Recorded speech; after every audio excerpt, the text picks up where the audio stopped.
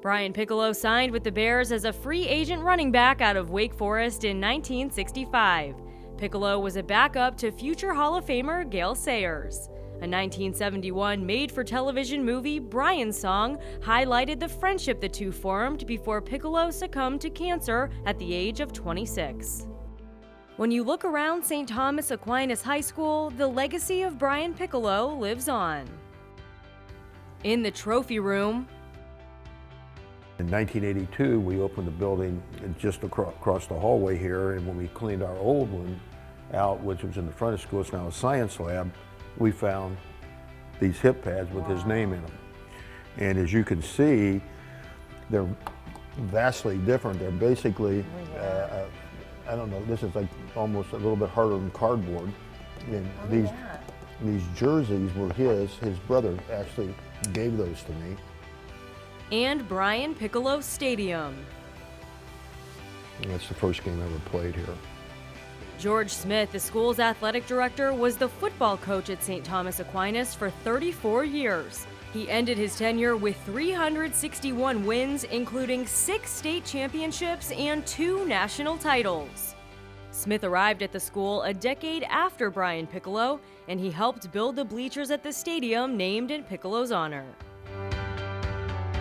Think how hard he worked to lead the country in rushing and those type of things, and then go into a super promising career, rooming with Gale Sayers, which I think at that time was one of the first, or the first time that an Afro-American and white player roomed together. And the special bond and the special grouping that those two guys had, I think did wonders for, you know, the race relations in the sport itself. And, you know, I look a lot at that, of the bond that those two guys had. And that's what you want as teammates. This was very interesting here. Also, this is the Orange Bowl in 2007. And the ironic thing about that, the state championship was played at Sun Life Stadium, or Dolphin Stadium, and we played Lakeland in that game. Wake Forest, right, played Louisville in the Orange Bowl, and the Chicago Bears, who he played for, played in the Super Bowl, and they were all played in Dolphin Stadium in that year. George Smith said Brian Piccolo fit the way the Chicago Bears operated and what George Halas expected out of his players. Brian was a guy that fit that boat. He was a blue collar, let's get down to business and we're going to do the best we can, we're going to win. And I think back then they wanted those types of guys on the team. People liked him because he was a good guy, you know. And he obviously remained that, you know. I mean, he made a name for himself, obviously, in college, and then the Bears thing was, whoa, think about that. Never changed. St. Thomas Aquinas has a rich history with alumni including Michael Irvin, Chris Everett, and a handful of current NFL players like Giovanni Bernard and Geno Atkins. We've been extremely, extremely fortunate in my time here.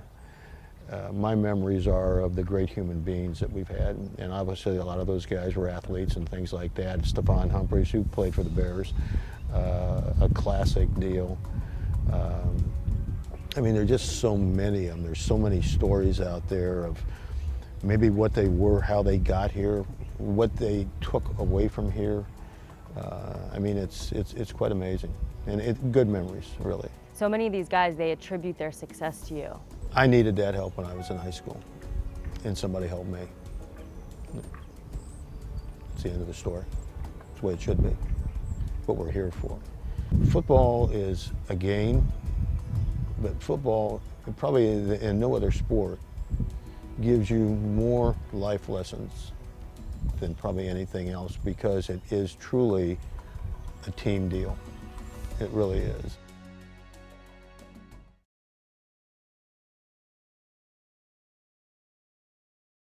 It's the 16th game of the year.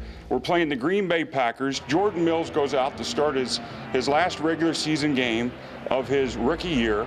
And the courage that this guy has, he breaks his foot in pregame. He shakes it off, he goes in, he tapes it, he comes back out and he plays. He comes off and he says, "My foot's broken." I said, "When did you break your foot?" He said, "Pregame." I said, "How do you break your foot and play in the first series?" But that's the courage that he exemplifies. That's why the team chose him. So, Jordan, how does it feel to be the recipient of the Brian Piccolo Award? It's very humbling and honoring just to be picked out of, the 13 rookies that were well deserving as I was of the award, and have the veterans and my other teammates vote for me also. And just to see Virginia McCaskey and the McCaskies there, and the Piccolo family, and just talk about a person that personified what a Bear truly was. It was a moment I will never forget. A total of 60 different Bears have won the award named after Brian Piccolo. He joined the Bears in 1965. He wasn't selected in the NFL draft, but the Bears signed him as a free agent and he made the team. In his 4th season, Piccolo was diagnosed with cancer. He died at age 26, leaving behind his wife, Joy, and 3 daughters. So, Joy, tell me just how it feels to be at Hallis Hall back again with the McCaskey family for another Brian Piccolo Award ceremony. Well, it's incredible. Many, many years, well over 40 years of this award. It just shows me how much they care. And there have been times when I thought, well, maybe we needed to go away. And it's been just a beautiful tribute, and so much has happened because of it. I'm grateful. I really am. I never dreamed in a million years we would do as much as we have in his name.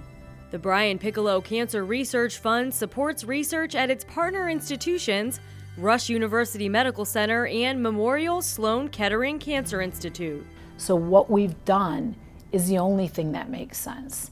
And the money we've raised and the difference we've made in cancer research and the people we've helped and the odds that we've changed, that's the reason. That's the only, and that's how you carry on. What does it feel like for you to come to the ceremony and just to see your father's legacy live on?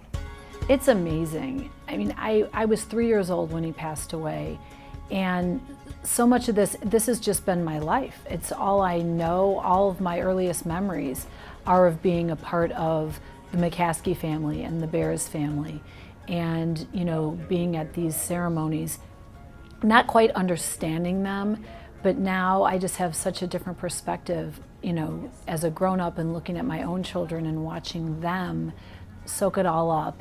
How would you say you're strengthening his legacy even more by passing it along to your kids and bringing them with you to so many of these great tributes to Brian?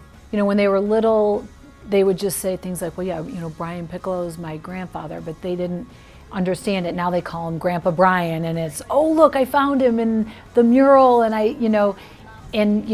when they actually watched the piece that you did on St. Thomas Aquinas on TV, and it was really neat because I had my boys on that field and they were running patterns and playing like they play in our backyard, but they were actually on the field that's named for their grandfather. What do you remember most about Brian? What qualities? He just always smiled, and he was very kind and just determined. He was just so determined. Nothing was going to get him down. And he would always tell me not to worry about this, not to worry. It's going to be okay. Well, whatever, it was okay. It was a big chapter in our lives. And he just believed in himself. And that was just so strong. And I like to see that in my children. Very positive. He was just a very special person. And it radiates through these other men. I can see why they're chosen when I sit there and listen to their speeches. It's very warming to me. To be a Bear, got hurt. He stepped up when his name was called, and all I wanted to do is just come here and do my best and be a great teammate and just help the Bears get a championship. The veteran recipient, Josh McCown, is now with the Tampa Bay Buccaneers. Jay Cutler accepted the award on behalf of McCown and read a statement from the former Bears quarterback. 2013 will always be regarded as a special season of life for me because I learned so much. Coach Trestman said many times, what one of us does affects all of us. That's what makes receiving this award so humbling, because I feel like we did it together. When I come here to Hallis Hall and I see all their tributes, it's a beautiful, beautiful thing. And to have the honor of knowing Coach Hallis as well as I did was just amazing. Where most people were terrified of him, he was just very warm and he was very good to us. And he used to tell Brian not to worry, we're going to take care of you. And he got us to Sloan Kettering and helped start everything that's happened. So it's, it's been good. It's a very strong family relationship. That's how I would describe it.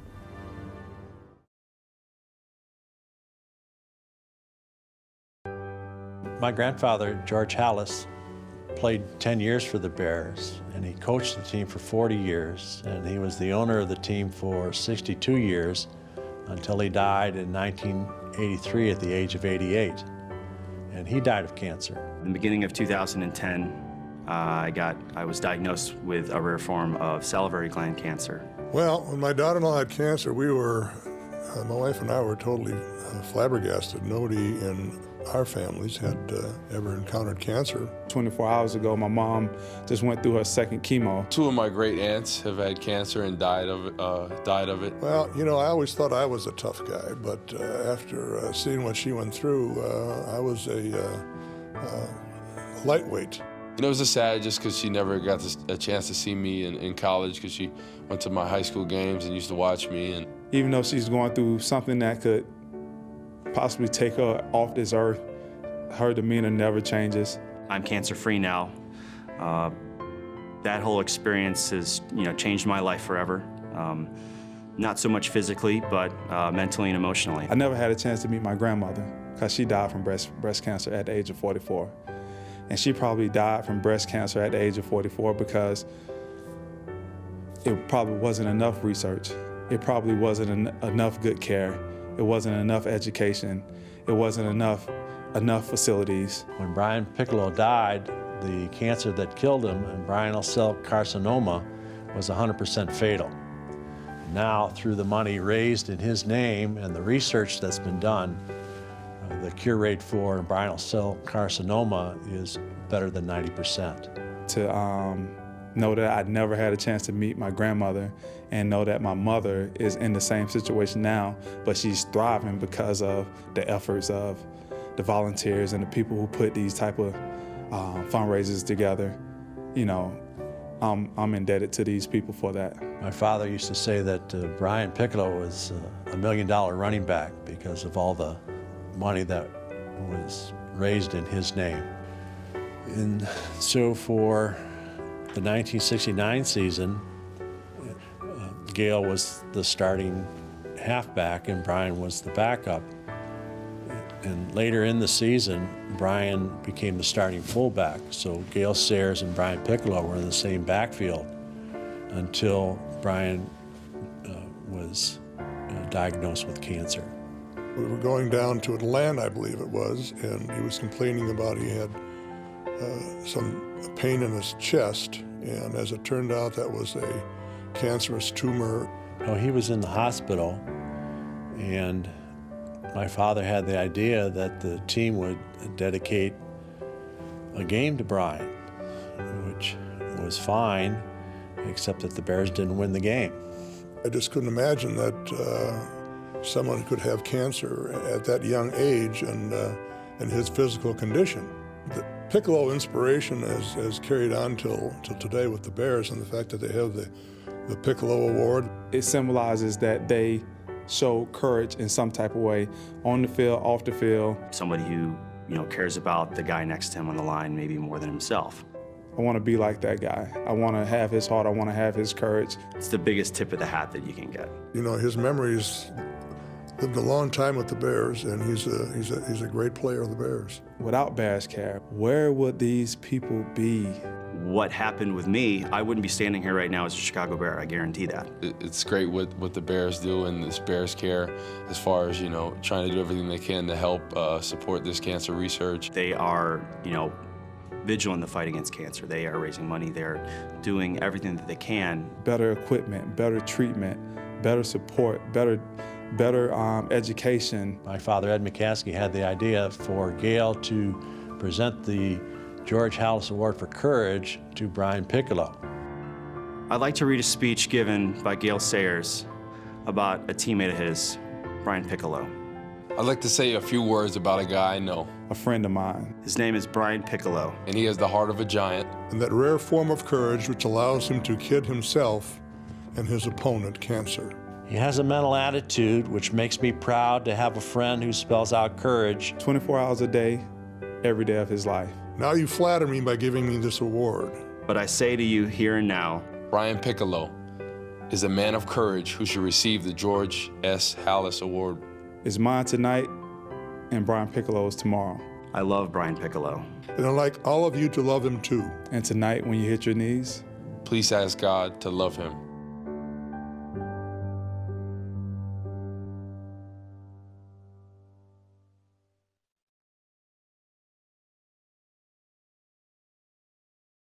To see somebody, to go undrafted. Everybody's saying he's too slow, he's too small, he's not strong enough to conquer everything he conquered. Even though his life and his career ended early, cancer did not take his spirit, it did not take his will, it didn't take his heart. As a person, he affected everybody that he encountered. If you were in his presence, he was a friend or a brother or a father or a mentor to you. And for somebody not only to be, a great player on the football field, but be a great person off the field, it speaks volumes to me and everybody around this facility. That's one thing I want to live my life is. It is not so much about what you do on the field, it's what you do off the field. Bears Care Gala is very important to us, and it's a very team-oriented event, for us to come together as a team and raise money. For more than 19 years, Bears Care has woven itself through the fabric of Chicago's medical community. The annual Bears Care Gala is dedicated to raising funds to support local breast and ovarian cancer research and treatment programs. Bears Care has invested nearly $11 million to date, but its impact has been felt beyond the dollars. Through the gala, Bears Care has fostered a unique camaraderie among its medical team, bringing together 5 prestigious hospitals for one common cause: eradicating breast and ovarian cancer. We're fortunate in Chicago that the physicians get along, even if they're in different institutions. And Bears Care has been instrumental in bringing together doctors from Rush, University of Chicago, Stroger, North Shore, and Northwestern. And as a result of the support received from Bears